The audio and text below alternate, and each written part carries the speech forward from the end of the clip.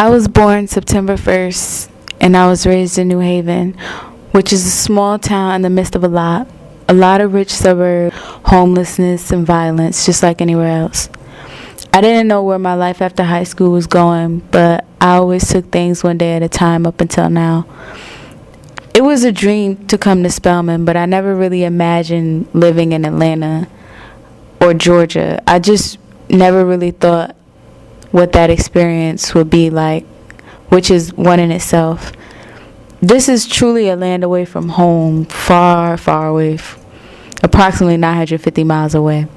It's bigger, more prominent, successful black people, more opportunity and everything. But my first year, I have to say, I was very, very homesick, and it was hard to assimilate into the big city because New Haven is so small and intimate, and everything is an arm's length away. My friends and family weren't here. They're the ones who helped me get here. It was culture shock in some very small ways. Where I come from isn't predominantly white, no, even though Connecticut is, New Haven isn't. The environment is different. Transportation, the homeless people, a lot less busy streets at night, and on top of all of it, it's a lot more diverse.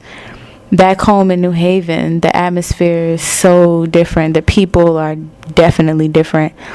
Like in high school, I went to an arts high school co-op, and it was a magnet high school and about as diverse as you can get in Connecticut. Yet I could still count the number of blacks in the buildings, the teachers and staffs, which is the polar opposite in Atlanta. Which is funny because when I came to Atlanta, there was all this rage about, I want diversity in my classroom and I want more black students around me.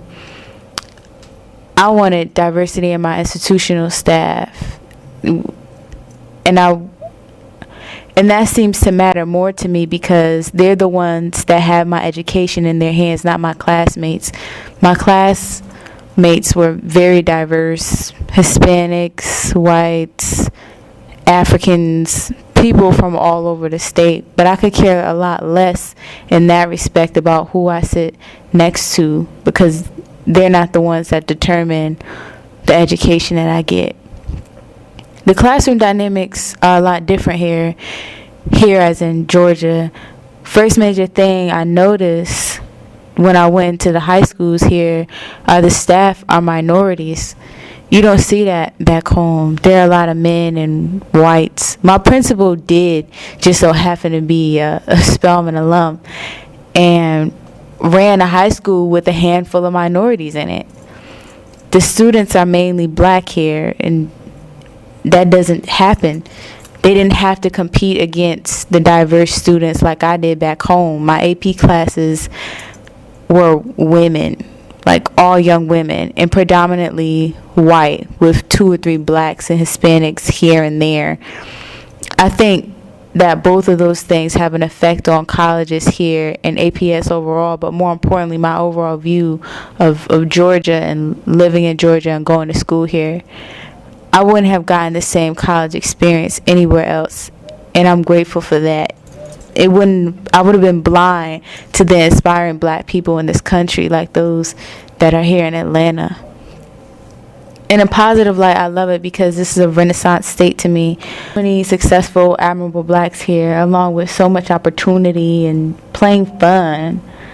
Nonetheless, while I'm having fun and hanging out with my friends and getting to know myself more while being in college, I'm hopeful that after Georgia, whenever and wherever that is in my future, I'll be in a place where I can evolve as a PR professional or whatever career path that I decide to take.